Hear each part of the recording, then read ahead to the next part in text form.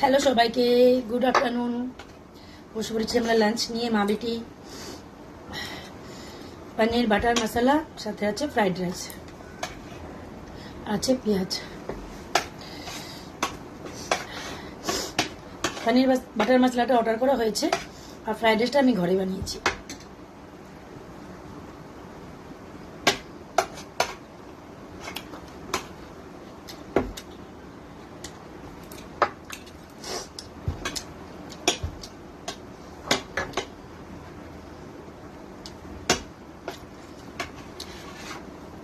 ভালোই আছে মোটামুটি, না?